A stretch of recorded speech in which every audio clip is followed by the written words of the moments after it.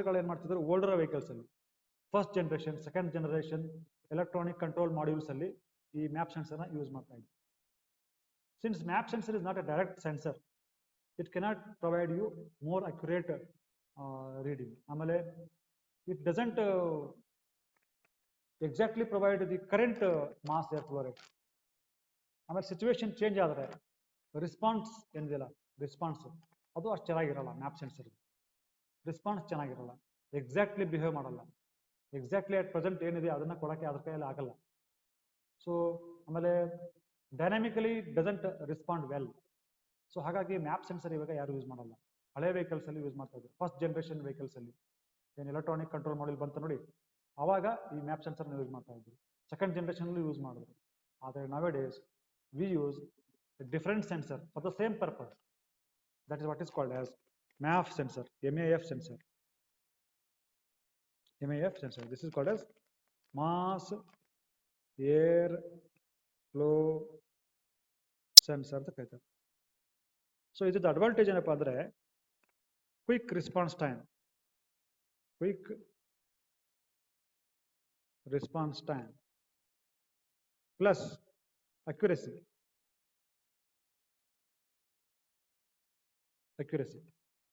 Accuracy is good and response time is good, and it directly measures. ಇನ್ನೊಂದು ಏನಂದ್ರೆ ಇದು directly measures air flow. indirectly measure ಮಾಡಲ್ಲ. ಅಲ್ಲಾದ್ರೆ map sensor ಆದ್ರೆ pressure measure ಮಾಡುತ್ತೆ, then temperature sensor temperature reading ಕೊಡಬೇಕು. ಅವೆರಡನ್ನು ECU ಕ್ಯಾಲ್ಕುಲೇಟ್ ಮಾಡುತ್ತೆ ತನ್ನೊಳಗಡೆ. ಕ್ಯಾಲ್ಕುಲೇಟ್ ಮಾಡಿ it will find out the amount of the air that is flowing through the intake ಮ್ಯಾನಿಫಾಲ್ಡ್.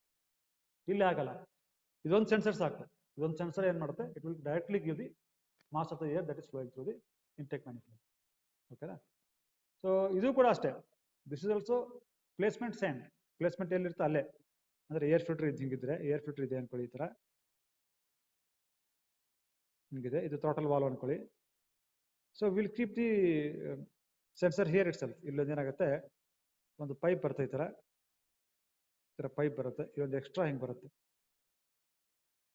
ಒಂದು ನಿಮಿಷ, ಒಂದು ಕೆಲಸ ಮಾಡೋಣ ತಡ್ರಿ. So will remove this pipe, ಸ್ವಲ್ಪ ಉದ್ದ ಮಾಡೋಣ. ಸೊ ಇಲ್ಲಿ ಬರುತ್ತೆ, ಈ ಥರ ಹೀಗೆ ಬರುತ್ತೆ. ಥ್ರಾಟಲ್ ವಾಲ್ವ್ ಇಲ್ಲಿ ಇರುತ್ತೆ. Throttle valve is here. ಈ ಕಡೆ ಎಂಜಿನ್ ಇರುತ್ತೆ, ಇದು ಏರ್ ಫಿಲ್ಟರ್. ಸೊ ಇಲ್ಲಿರ್ತದೆ ಸೆನ್ಸರ್. ಈ ಸೆನ್ಸರ್ ಅಲ್ಲಿ ಏನಿರ್ತದೆ ಅಂದ್ರೆ you will have a air filter. Starting ಅಲ್ಲೇ ಏರ್ ಫಿಲ್ಟರ್ ಇರ್ತದೆ. So you have air filter, ಇಲ್ಲಿ ಏರ್ ಫಿಲ್ಟರ್ ಇರ್ತದೆ. ಇದರೊಳಗಡೆ ಎರಡು ಪಾರ್ಟ್ ಇರ್ತದೆ. ಒಂದು ಏರ್ ಟೆಂಪರೇಚರ್ ಸೆನ್ಸರ್, ಇನ್ನೊಂದು this is the platinum coil. ಇದೇನಿದು, ಇದು ಒಂದು ಗ್ರೌಂಡ್ ಆಗಿರ್ತದೆ. ಈ ಗ್ರೌಂಡ್ ಏನಾಗಿರಲ್ಲ, ಇದು ಇಷ್ಟು ಏನಾಗುತ್ತೆ, ECU ಕನೆಕ್ಟ್ ಆಗುತ್ತೆ. ECUಗೆ connected to ECU. This cable, this cable, this cable and this cable, these are all connected to ECU. ಇದೇನಾಗುತ್ತೆ, ಇದು ರೆಫರೆನ್ಸ್ ವೋಲ್ಟೇಜ್ ಕೊಡ್ತಾರೆ ಇಲ್ಲಿ. ಇದು ರೆಫರೆನ್ಸ್ ವೋಲ್ಟೇಜ್, ಇದು ಸೆನ್ಸರ್ ಔಟ್ಪುಟ್. ಇದು ಔಟ್ಪುಟ್. ಇಲ್ಲೇನಾಗುತ್ತೆ, ಒನ್ಸ್ ಅಗೇನ್ ಇದು ರೆಫರೆನ್ಸ್, ಒಂದು R, ಇನ್ನೊಂದು ಔಟ್ಪುಟ್. ಇದು ಇದೆಲ್ಲ ಇನ್ನೊಂದು ಔಟ್ಪುಟ್.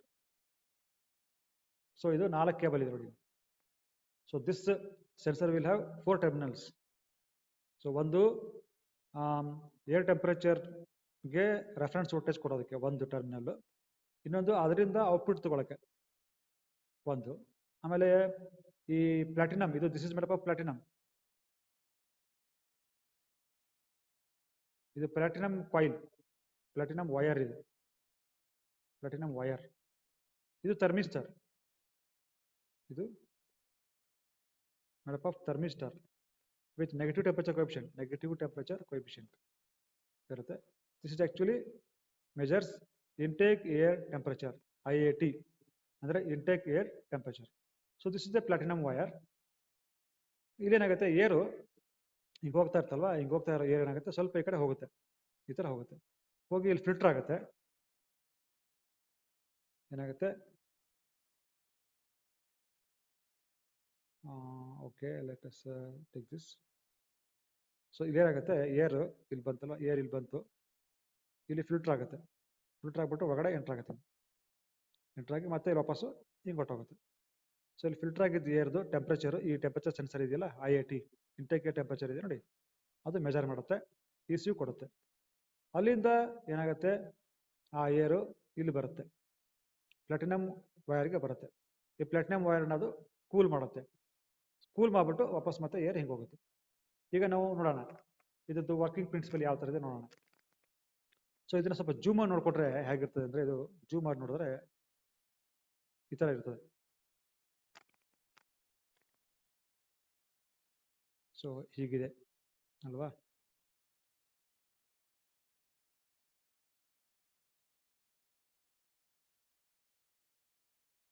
ಈಗ ಬಂದಿದೆ ಅಲ್ವಾ. ಇಲ್ಲಿ you have a thermistor and you have a platinum. This is platinum wire, and this is IAT, intake temperature sensor. ಓಕೆನಾ. ಸೊ ಇಲ್ಲೇನಾಗುತ್ತೆ ಅಂತಂದ್ರೆ ECU ಏನು ಮಾಡುತ್ತೆ, ಇದಕ್ಕೆ ವೋಲ್ಟೇಜ್ ಕೊಡುತ್ತೆ, ಇಲ್ಲಿ ರೆಫರೆನ್ಸ್ ವೋಲ್ಟೇಜ್ ಕೊಡುತ್ತೆ. ಸೊ ಇದನ್ನ ಇನ್ನೂ ಸ್ವಲ್ಪ ಬೇರೆ ಕಡೆ ಡ್ರಾ ಮಾಡ್ತಾರೆ, ಅಲ್ಲಿ ಬೇರೆ ಕಡೆ ಡ್ರಾ ಮಾಡೋಣ. Let us draw this different place.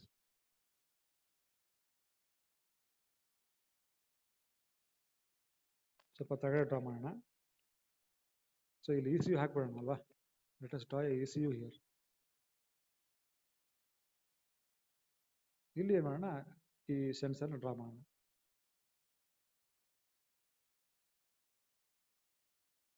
So ಇಲ್ಲಿ you have filter,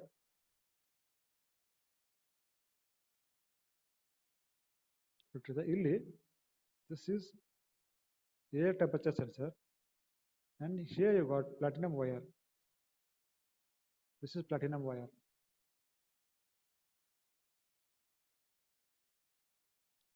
And this is air temperature sensor. Air temperature sensor. So ಇದು ರೆಫರೆನ್ಸ್ ವೋಲ್ಟೇಜ್ ಇಲ್ಲಿ ಕೊಡ್ತಾರೆ, ಇದು ಔಟ್ಪುಟ್ ವಾಪಸ್ ಹೋಗುತ್ತೆ. ಇದು ವಾಪಸ್ ಏನೋ, ಇದು ಕೂಡ ಅಷ್ಟೇ, ಇಲ್ಲಿ ರೆಫರೆನ್ಸ್ ಕೊಡ್ತಾರೆ, ಇದು ಔಟ್ಪುಟ್ ವೋಲ್ಟೇಜ್. ಈ ಥರ ಇರುತ್ತೆ. ಈಗ ಏನಾಗುತ್ತೆ ಗೊತ್ತಾ, ಈಗ ಏನಾಗುತ್ತೆ ಅಂತಂದರೆ, ಈ ಏರ್ ಟೆಂಪರೇಚರ್ ಸೆನ್ಸರ್ ಏನು ಮಾಡುತ್ತೆ, ಇಟ್ ವಿಲ್, ಈಗ ಟೋಟಲ್ ವಾಲ್ ಓಪನ್ ಮಾಡ್ತೀನಿ ನೋಡಿ, ಇಲ್ಲಿ ಇದೆ ಟೋಟಲ್ ವಾಲನ್ನು ನೀವು ಓಪನ್ ಮಾಡಿದ್ರಿ, ಇಲ್ಲಿ ಟೋಟಲ್ ವಾಲ್ ಇರ್ತದೆ. So here you will have total wall. ಇದು ಕ್ಲೋಸ್ ಆಗಿದೆ. ಇವಾಗ ಇದನ್ನು ಸ್ಲೈಟಾಗಿ ಓಪನ್ ಮಾಡಿದ್ರಿ ಅನ್ಕೊಳ್ಳಿ, ಇದನ್ನು ನೀವು ಸ್ಲೈಟಾಗಿ ಓಪನ್ ಮಾಡಿದ್ರಿ ಅನ್ಕೊಳ್ಳಿ, ಈ ಥರ. ಇಫ್ ಯು ಓಪನ್ ಲೈಟ್ಲಿ, ಈ ಥರ ಓಪನ್ ಮಾಡಿದ್ರಿ, ಸ್ವಲ್ಪ ಓಪನ್ ಮಾಡಿದಿರಿ, ಆಮೇಲೆ ಎಂಜಿನ್ ಸ್ಟಾರ್ಟ್ ಮಾಡ್ತೀರಿ ಅನ್ಕೊಳ್ಳಿ, ಅವಾಗ ಏನಾಗುತ್ತೆ, ಏರ್ ಸ್ಟಾರ್ಟ್ಸ್ ಫ್ಲೋಯಿಂಗ್. ಸೊ ಇದು ಏರ್ ಹೋಗಕ್ಕೆ ಶುರು ಆಗುತ್ತೆ ಎಂಜಿನ್ಗೆ, ಸ್ವಲ್ಪ ಏರ್ ಇಲ್ಲೂ ಹೋಗುತ್ತೆ. ಸೊ ಆ ಏರ್ ಏನಾಗುತ್ತೆ, ಇಲ್ಲಿ ಫಿಲ್ಟರ್ ಆಗುತ್ತೆ. ಆ ಏರ್ ಏನಾಗುತ್ತೆ, ಇಲ್ಲಿ ಫಿಲ್ಟರ್ ಆಯಿತು. ಫಿಲ್ಟರ್ ಆಗಿದ್ದ ಏರು ಇಲ್ಲಿ ಬರುತ್ತೆ, ಇಲ್ಲಿ ಬರುತ್ತೆ, ಇಲ್ಲಿ ಬಂತು, ಹಿಂಗೆ ಹೋಗುತ್ತೆ. ಸೊ ಇಲ್ಲಿ ಹೋಗ್ತಾ ಇದೆ ಏರಿಗೆ, ಫಿಲ್ಟರ್ ಆಯಿತು, ಹಿಂಗೆ ಹೋಗ್ತಾ ಇದೆ. ಓಕೆನಾ. ಸೊ ಅದು ಬರಬೇಕಾದಾಗ ಏನಾಗುತ್ತೆ, ಈ ಏರ್ ಟೆಂಪರೇಚರ್ ಸೆನ್ಸರ್ ಇದೆ ನೋಡಿ, ಇದೇನು ಮಾಡ್ತದೆ, ಏರ್ ಟೆಂಪರೇಚರ್ನ ಹೇಳುತ್ತೆ. ಹೇಳಿದ್ಮೇಲೆ ಏನು ಮಾಡ್ತದೆ, ECU ಏನು ಮಾಡುತ್ತೆ, ನಾನು ಅಲ್ಲೇ ಹೇಳಿದ್ದೀನಿ ಏರ್ ಟೆಂಪರೇಚರ್ ಯಾವ ಥರ ವರ್ಕ್ ಆಗುತ್ತೆ ಅನ್ನೋದನ್ನ ಹೇಳಿದ್ದೀನಿ. ಸೊ ಅದು ಗೊತ್ತಾಗುತ್ತೆ ECUಗೆ. ಸೇ ಫಾರ್ ಎಕ್ಸಾಂಪಲ್ ನಾವೇನು ಅನ್ಕೊಳ್ಳೋಣ ಅಂತಂದರೆ, let us think that now the air temperature is 27 degrees Celsius. Air temperature is 27 degrees Celsius. ಅವಾಗ ಏನು ಮಾಡುತ್ತೆ ಗೊತ್ತಾ, ECU ಏನು ಮಾಡುತ್ತೆ, ಅವಾಗ ಈ ECU ಏನು ಮಾಡುತ್ತೆ, it will send certain voltage of current. ಇಲ್ಲಿ ಕರೆಂಟ್ ಕೊಡುತ್ತೆ, ಅದು ಈ ಕೇಬಲ್ಗೆ ಏನು ಮಾಡುತ್ತೆ, ಕರೆಂಟ್ ಕೊಡುತ್ತೆ.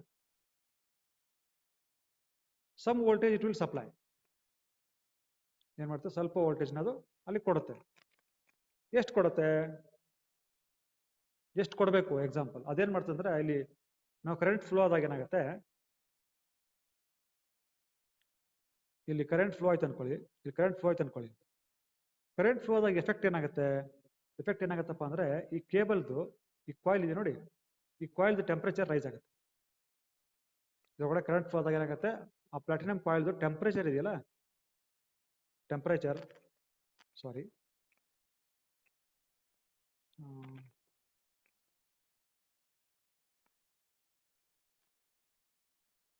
ಸೊ ಟೆಂಪರೇಚರ್ ಇದೆಯಲ್ಲ, temperature will rice.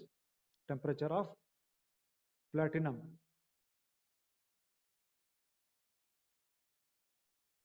Coil will rice.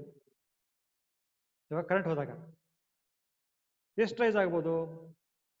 E C ಯುಗೆ ಏನು ಮಾಡಬೇಕು ಅಂತಂದ್ರೆ, ಎಕ್ಸಾಂಪಲ್ ಹೇಳ್ತಾ ಇದ್ದೀನಿ, ಇ ಸಿ ಯುಗೆ ಏನು ಮಾಡಬೇಕು ಅಂದ್ರೆ ಯಾವಾಗ್ಲೂ ಏರ್ ಟೆಂಪರೇಚರ್ ಎಷ್ಟಿದೆಯೋ ಅದಕ್ಕಿಂತ 10 ಡಿಗ್ರಿ ಸೆಲ್ಸಿಯಸ್ ಜಾಸ್ತಿ ಇಡಬೇಕು. ಯಾವುದು ಪ್ಲಾಟಿನಮ್ ವೈರ್ ಟೆಂಪರೇಚರ್ ಯಾವಾಗ್ಲೂ 10 ಡಿಗ್ರಿ ಸೆಲ್ಸಿಯಸ್ ಜಾಸ್ತಿ ಇಡಬೇಕು. ಆ ಥರ ಅದು ವೋಲ್ಟೇಜ್ ಕೊಡಬೇಕು. ಎಷ್ಟು 10 ಡಿಗ್ರಿ ಸೆಲ್ಸಿಯಸ್ ಅಂದರೆ +10 ಮಾಡಿದ್ರೆ ಎಷ್ಟು ಬರಬೇಕು? 37 ಡಿಗ್ರಿ ಸೆಲ್ಸಿಯಸ್ ಬರಬೇಕು.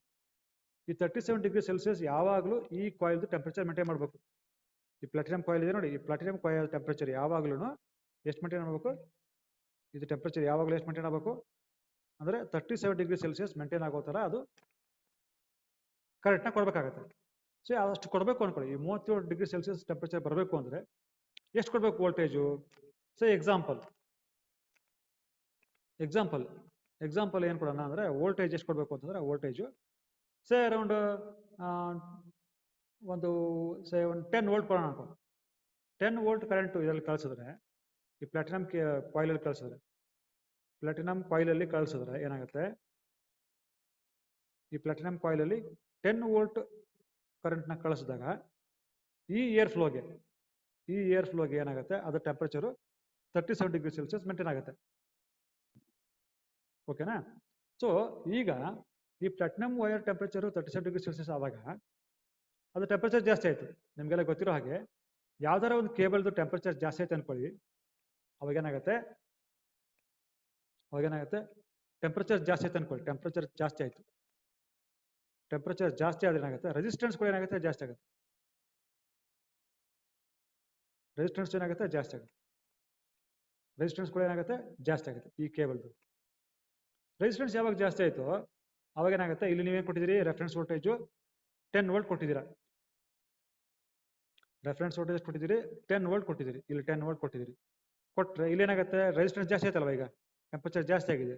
ಸೊ ಇಲ್ಲಿ ರೆಸಿಸ್ಟೆನ್ಸ್ ಜಾಸ್ತಿ ಆಯಿತು. ಜಾಸ್ತಿ ಆದ ತಕ್ಷಣ ಇಲ್ಲಿ ಔಟ್ಪುಟ್ ಬರ್ತಲ್ಲ, ಔಟ್ಪುಟ್ ಬರೋದೇನಿದೆಯಲ್ಲ, ಇಲ್ಲಿ ಔಟ್ಪುಟ್ ಬರುತ್ತಲ್ವಾ, ಇಲ್ಲಿ ಈ ಔಟ್ಪುಟ್ ಬರೋದೇನಾಗುತ್ತೆ? ಇದು ಕಮ್ಮಿ ಆಗುತ್ತೆ.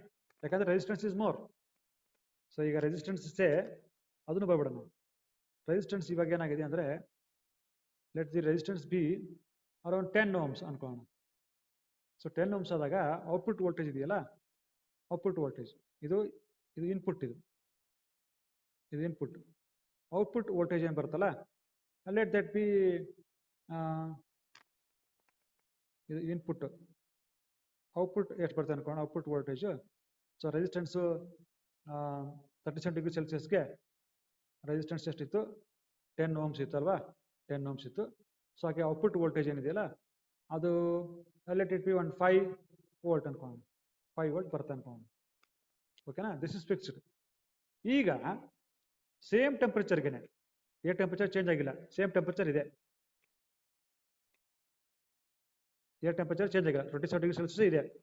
ಈಗೇನಾಗುತ್ತೆ? If you open this throttle valve more, ಈ ಥ್ರಾಟಲ್ ವಾಲ್ವ್ ಜಾಸ್ತಿ ಓಪನ್ ಮಾಡಿದ್ರೆ, ಈ ಥರ ಓಪನ್ ಮಾಡಿದ್ರಿ, ಅವಾಗ ಏನಾಗುತ್ತೆ? ನಾವು the air flow is now more.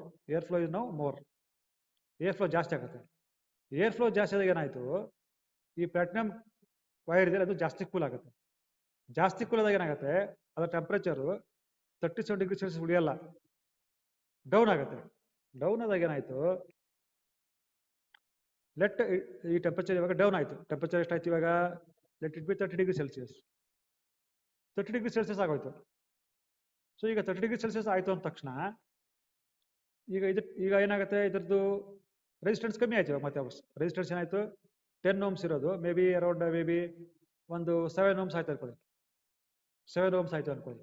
ಯಾಕಂದ್ರೆ ಟೆಂಪರೇಚರ್ ಕಮ್ಮಿ ಆಗಿದೆ, ರೆಸಿಸ್ಟೆನ್ಸ್ ಕೂಡ ಕಮ್ಮಿ ಆಯಿತು, 7 ohms ಆಯ್ತು. ಈಗ ಔಟ್ಪುಟ್ ವೋಲ್ಟೇಜ್ ಏನಾಗುತ್ತೆ? Output voltage will increase, may be it will increase to 7 volts. ಈ ಥರ ಆಗುತ್ತೆ. ಸೊ ಈಗ ಇ ಸಿ ಗೊತ್ತಾಯ್ತು. ಏನು ಗೊತ್ತಾಯ್ತು? ಈ ಕಾಯಿಲ್ ಇದೆಯಲ್ಲ, ಯಾವುದೋ ಪ್ಲಾಟಿನಮ್ ಕಾಯಿಲ್ ಇದೆ ನೋಡಿ, ಆ ಪ್ಲಾಟಿನಮ್ ಕಾಯಿಲ್ ಏನಾಗ್ತದೆ? ಪ್ಲಾಟಿನಮ್ ಕಾಯಿಲ್ ಇದೆಯಲ್ಲ, ಸೊ ಈ ಪ್ಲಾಟಿನಮ್ ಕಾಯಿಲ್ ಏನಾಗ್ತಾ ಇದೆ? ಪ್ಲಾಟಿನಮ್ ಕಾಯಿಲ್ ಈ ಪ್ಲಾಟಿನಮ್ ಕಾಯಿಲ್ ಕೂಲ್ ಆಗ್ತಾ ಇದೆ ಅಂತ ಅದಕ್ಕೆ ಗೊತ್ತಾಯ್ತು. ಸೊ ಅದಕ್ಕೆ ಏನು ಮಾಡ್ತದೆ? ಮತ್ತೆ ಅದರ ಟೆಂಪರೇಚರ್ನ 30 ಡಿಗ್ರಿ ಸೆಲ್ಸಿಯಸ್ ಇಂದ 37 ಡಿಗ್ರಿ ಸೆಲ್ಸಿಯಸ್ಗೆ ರೈಸ್ ಮಾಡೋದಕ್ಕೆ ಏನು ಮಾಡುತ್ತೆ? It will supply voltage. ಈಗ ವೋಲ್ಟೇಜ್ ಮೊದಲು 10 ವೋಲ್ಟ್ ಕೊಡ್ತಾ ಇತ್ತು, ಈಗ ಇನ್ನೂ ಜಾಸ್ತಿ ಕೊಡಬೇಕಾಗತ್ತೆ. Say example, now the input voltage is say 12 volt ಅನ್ಕೋಣ. ಯಾಕೆ? to raise the temperature of the coil once again to 37 degrees Celsius. Okay, next ಇನ್ನೂ ಸ್ವಲ್ಪ ಜಾಸ್ತಿ ತಂದ್ಕೊಳ್ಳಿ ಏರ್ ಫ್ಲೋ. ಅವಾಗ ಟೆಂಪ್ರೇಚರ್ ಇದೆಯಲ್ಲ, ಈ ಟೆಂಪ್ರೇಚರ್ 25 ಡಿಗ್ರಿ ಸೆಲ್ಸಿಯಸ್ ತಂದ್ಕೊಳ್ಳಿ. ಆಗ ಓಮ್ ಇದೆಯಲ್ಲ ರೆಸಿಸ್ಟೆನ್ಸ್, ಅದು ಸೇ 5 ಓಮ್ಸ್ ಆಯ್ತು ಅನ್ಕೊಳ್ಳಿ. ಆಗ ಔಟ್ಪುಟ್ ವೋಲ್ಟೇಜ್ ಇದೆಯಲ್ಲ, ಅದು ಏನಾಗುತ್ತೆ, may be it will increase once again, may be it will increase to 8 volts or 9 volts ಆಯ್ತು ಅನ್ಕೊಳ್ಳಿ. ಅವಾಗ ಮತ್ತೆ ಇಶ್ಯೂ ಗೊತ್ತಾಯ್ತು, ಕೂಲ್ ಆಗ್ತಾ ಇದೆ ಕೇಬಲ್ ಅಂತ. ಅದಕ್ಕೆ ಅದೇನ್ ಮಾಡ್ತದೆ, to once again raise the temperature of the coil to 37 degree Celsius. ಈಗ ಏನಾಯ್ತು, ಟೆಂಪರೇಚರ್ ಕಮ್ಮಿ ಆಗೋಗುತ್ತೆ ಅಲ್ವಾ, ಟೆಂಪರೇಚರ್ ಕಮ್ಮಿ ಆಗಿದೆ, 25 ಡಿಗ್ರಿ ಸೆಲ್ಸಿಯಸ್ ಆಗಿದೆ. ಸೊ ಹಾಗಾಗಿ ಅದೇನ್ ಮಾಡ್ತದೆ, ಇ ಸಿ ಯು ಏನ್ ಮಾಡ್ತೀವಿ ಇವಾಗ, E C U will supply more voltage ನಾವು to raise the temperature of 25 degree Celsius, temperature of the platinum wire from 25 degree Celsius to 37 degree Celsius. Rice ಮಾಡೋದಕ್ಕೆ ಏನು ಮಾಡ್ತದೆ, it will increase the input voltage.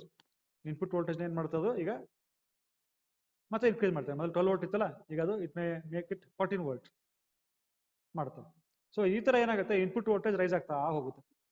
So input voltage rice ಆದರೆ ಏನು meaning, input voltage rice ಆಗ್ತಾ ಇದೆಯಲ್ವಾ, input voltage rice ಆದರೆ ಏನು meaning ಅಂತಂದ್ರೆ, the mass of air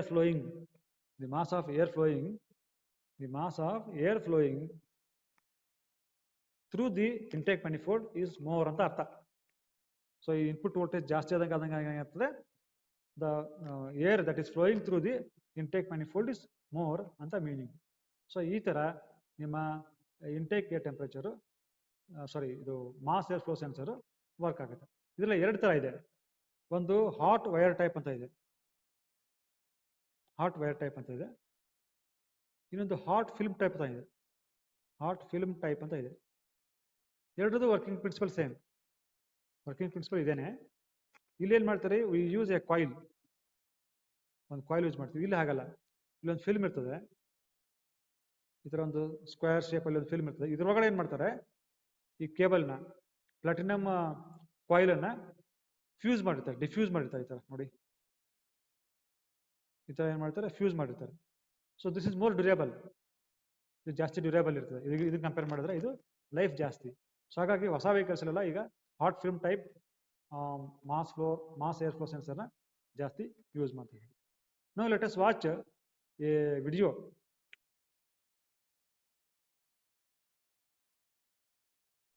ನೋಡಿ, ಇದು ಎಂಜಿನ್ನು, ಇದು ಎಂಜಿನ್ ಇಂಟೇಕ್ manifold. ಇದು ಎಂಜಿನ್ ಇಂಟೇಕ್ manifold. ಇದು ಕಟ್ ಮಾಡ್ತಾರೆ, ಏರ್ ಹೋಗ್ತಾ ಇದೆ ಒಳಗಡೆ. This is your mass air flow sensor. So ಅಲ್ಲಿ ಇಂಟೇಕ್ manifold ಅದನ್ನು ಫಿಟ್ ಮಾಡಿದ್ದಾರೆ, ಸರಿನಾ? ನೋಡಿ, ಈಗ ಇದನ್ನ ಓಪನ್ ಮಾಡ್ತಾರೆ, 2 ಸ್ಕ್ರೂನ ಓಪನ್ ಮಾಡ್ತಾರೆ. ಇದು ಸೆನ್ಸರ್ ಆಚೆ ಬರ್ತದೆ, ಸೆನ್ಸರ್ ಆಚೆ ಬಂತು. ಇದು actually hot film type open ಮಾಡ್ತಾರೆ. ನೋಡಿ, ಇಲ್ಲೋದಿ ನೋಡಿ, ಇದು ಫಿಲ್ಮ್, ಇಲ್ಲಿದೆಯಲ್ಲ, ಇದು ಫಿಲ್ಮ್, ಹಾಟ್ ಫಿಲ್ಮ್ ಟೈಪ್ ಇದು. ಇದು ಟೆಂಪರೇಚರ್ ಸೆನ್ಸರು. ಇದು ನಿಮ್ಮ ಮ್ಯಾಪ್ ಸೆನ್ಸರ್. ಇದರೊಳಗಡೆ ಕೇಬಲ್ ಇದೆ, ಕಾಯಿಲ್ಸ್ ಇವೆಲ್ಲ. ಇದು ಎರಡು ಸೆಟ್ ಇದೆ ನೋಡಿ, ಇಲ್ಲೊಂದು ಸೆಟ್ ಇದೆ, ಇಲ್ಲೊಂದು ಸೆಟ್ ಇದೆ. ಇವೆರಡು ಸೆಟ್ ಯಾಕೆ ಕೊಟ್ಟಿದ್ದಾರೆ ಅಂತಂದ್ರೆ, ಇಲ್ಲಿ ಏರ್ ಫ್ಲೋ ಎಷ್ಟಾಗ್ತಾ ಇದೆ ಪ್ಲಸ್ ಏರ್ ಯಾವ ಡೈರೆಕ್ಷನ್ ಫ್ಲೋ ಆಗ್ತಾ ಇದೆ ಅವೆಲ್ಲನೂ ಚೆಕ್ ಮಾಡೋದಕ್ಕೆ ಇಲ್ಲಿ 2 ಸೆಟ್ ಕೊಟ್ಟಿದ್ದಾರೆ. ಸೊ ನೋಡಿ, ಈಗ ಪಲ್ಸೇಷನ್ ಮಾಡ್ತದೆ, ಗೊತ್ತಾಗ್ತಾ ಇದೆ. ಡೈರೆಕ್ಷನ್ ಯಾವ ಥರ ಇದೆ ಅದು ಕೂಡ ಗೊತ್ತಾಗುತ್ತೆ ಇಲ್ಲಿ.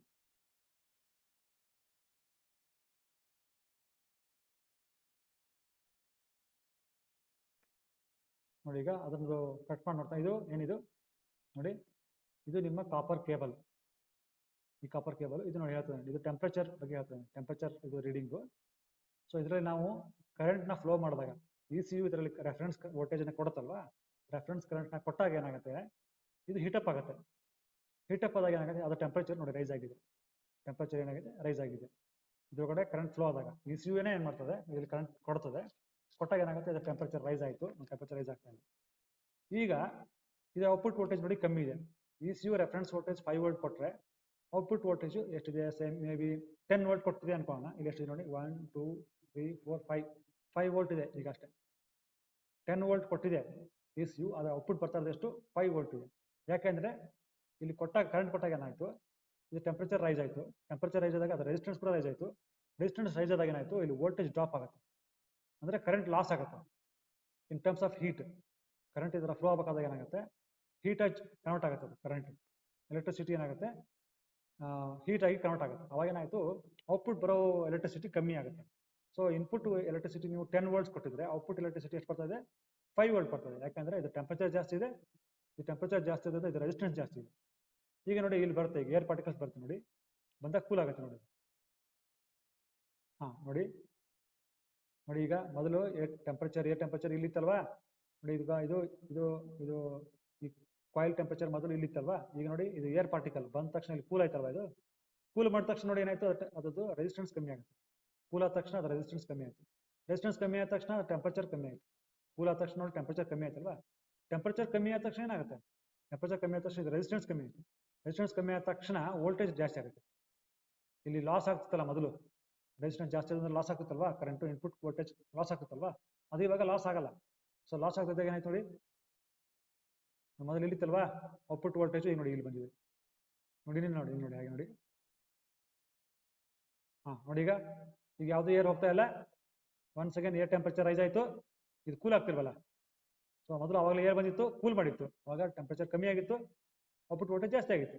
ಈಗ ಯಾವುದೇ ಏರ್ ಹೋಗ್ತಾ ಇಲ್ಲ, ಸೊ 1 ಸೆಕೆಂಡ್ ಟೆಂಪರೇಚರ್ ರೈಸ್ ಆಯಿತು, ರೈಸ್ ಆದ ತಕ್ಷಣ ರೆಸಿಸ್ಟೆನ್ಸ್ ಜಾಸ್ತಿ ಆಯಿತು, ಅವಾಗ ಲಾಸ್ ಜಾಸ್ತಿ ಆಯಿತು, ಎಲೆಕ್ಟ್ರಿಸಿಟಿ ಲಾಸ್ ಜಾಸ್ತಿ ಆಯಿತು, ಅವಾಗ ಔಟ್ಪುಟ್ ವೋಲ್ಟೇಜ್ ಮತ್ತೆ ಡ್ರಾಪ್ ಆಗಿದೆ ಮತ್ತೆ ನೋಡಿ, ಮತ್ತೆ ಏರ್ ಪಾರ್ಟಿಕಲ್ ಬಂತು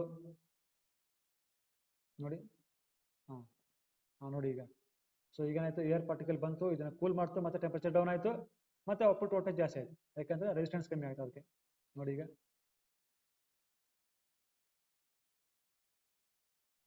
ಈಗ ನೋಡಿ, ಈಗೇನಾಯಿತು, ಏರ್ ಫ್ಲೋ ಜಾಸ್ತಿ ಆಯಿತು, ಏರ್ ಫ್ಲೋ ಜಾಸ್ತಿ ಆದ ತಕ್ಷಣ ಆಯಿತು, ಕೂಲಿಂಗ್ ಜಾಸ್ತಿ ಆಯಿತು, ಕೂಲಿಂಗ್ ಜಾಸ್ತಿ ಆದ ತಕ್ಷಣ ಆಯಿತು, ರೆಸಿಸ್ಟೆನ್ಸ್ ಕಮ್ಮಿ ಆಯಿತು, ಟೆಂಪರೇಚರ್ ಕಮ್ಮಿ ಆಯಿತು ನೋಡಿ, ಟೆಂಪರೇಚರ್ ಕಮ್ಮಿ ಆಗ್ತಾ ಇದೆ, ಟೆಂಪರೇಚರ್ ಕಮ್ಮಿ ಆದ ತಕ್ಷಣ ರೆಸಿಸ್ಟೆನ್ಸ್ ಕಮ್ಮಿ ಆಯಿತು, ರೆಸಿಸ್ಟೆನ್ಸ್ ಕಮ್ಮಿ ಆದ ತಕ್ಷಣ ಇಲ್ಲಿ ಲಾಸ್ ಆಗ್ತಲ್ಲ, ಇನ್ಪುಟ್ ವೋಲ್ಟೇಜ್ ಕನ್ವರ್ಟ್ ಆಗಿ ಹೀಟ್ ಆಗಿ ಅದು ಕಮ್ಮಿ ಆಗೋಯ್ತು, ಅದು ಕಮ್ಮಿ ಆದ ತಕ್ಷಣ ಆಯಿತು, ಔಟ್ಪುಟ್ ವೋಲ್ಟೇಜ್ ಜಾಸ್ತಿ ಆಗಿದೆ. ಔಟ್ಪುಟ್ ವೋಲ್ಟೇಜ್ ನೋಡಿ, ಈಗ ಮೊದಲು ಇಲ್ಲೇ ಇರ್ತಾ ಇತ್ತು, ಈಗ ಏನಿದೆ ನೋಡಿ ಫುಲ್ ಜಾಸ್ತಿ ಆಗಿದೆ, ಔಟ್ಪುಟ್ ವೋಲ್ಟೇಜ್ ಜಾಸ್ತಿ ಆಗೋಯ್ತು. ಸೊ ಈ ಔಟ್ಪುಟ್ ವೋಲ್ಟೇಜನ್ನೇ ಅದೇನಾಗ್ತದೆ, ಸೆನ್ಸ್ ಮಾಡುತ್ತೆ. ಔಟ್ಪುಟ್ ವೋಲ್ಟೇಜ್ ಜಾಸ್ತಿ ಅಂದ್ರೆ ಏನು, ಜಾಸ್ತಿ ಕೂಲಿಂಗ್ ಅಂತ ಅರ್ಥ. ಸೊ ಜಾಸ್ತಿ ಕೂಲಿಂಗ್ ಯಾವಾಗ ಆಗುತ್ತೆ, ಯಾವಾಗ ಏರ್ ಫ್ಲೋ ಜಾಸ್ತಿ ಆಗುತ್ತೋ ಅವಾಗ ಜಾಸ್ತಿ ಕೂಲಿಂಗ್ ಆಗುತ್ತೆ. So in this way your ECU finds the mass of the air that is flowing through the intake pipe. ನೋಡಿ ನೋಡಿ ಯಾವ ಥರ ವೈಬ್ರೇಟ್ ಆಗ್ತದೆ. ಸೊ ಕೂಲಿಂಗ್ ಎಷ್ಟು ಜಾಸ್ತಿ ಆಗ್ತದೆ ಅಷ್ಟಾಗಿ ಜಾಸ್ತಿ ಆಗ್ತದೆ. Okay, so this is very good animation. ಮತ್ತೆ ಇವಾಗ ಇನ್ನೊಂದು ನೋಡೋಣ, ನಾವು ಇನ್ನೊಂದು ಅನಿಮೇಷನ್ ನೋಡೋಣ. स्वागत है आपका द ऑटोमोटिव्स में, और आज हम बात करेंगे मास एयर फ्लो सेंसर कैसे काम करता है. How mass air flow sensor works. Animation.